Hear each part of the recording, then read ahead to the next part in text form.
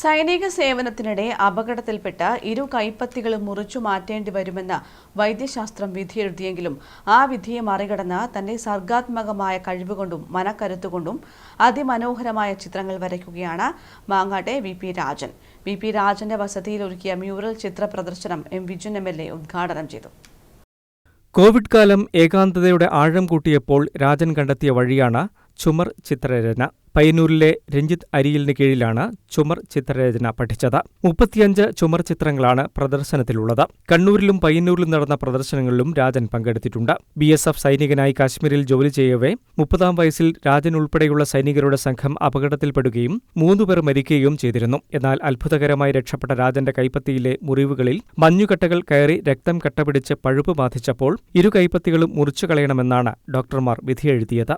അവധിയെടുത്ത് നാട്ടിൽ വന്ന് ആയുർവേദ ചികിത്സ നടത്തി അല്പം ഭേദമായപ്പോൾ വീണ്ടും കാശ്മീരിലേക്ക് തിരിച്ചെങ്കിലും ആരോഗ്യ പ്രശ്നങ്ങൾ വർദ്ധിച്ചതോടെ ജോലിയിൽ നിന്നും സ്വയം വിരമിച്ച് നാട്ടിലെത്തുകയായിരുന്നു. വി.പി. രാജന്റെ മാങ്ങാട്ടെ വസതിയിൽ ഒരുക്കിയ മ്യൂറൽ ചിത്ര പ്രദർശനം എം. വിജയൻ എം.എൽ.എ. ഉദ്ഘാടനം ചെയ്തു.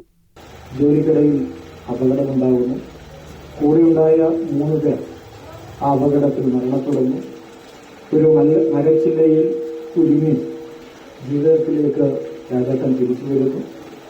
2 കൈകളും നഷ്ടപ്പെടുന്ന ഒരു സാഹചര്യത്തിലേക്ക് എത്തുന്നു.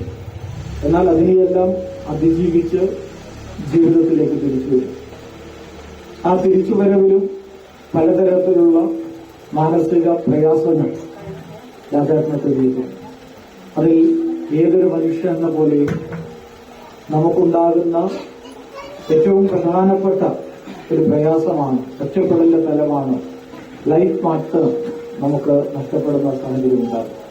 അതിനെയും അദ്ദേഹം അഭിമുഖീകരിക്കേണ്ടി വരും.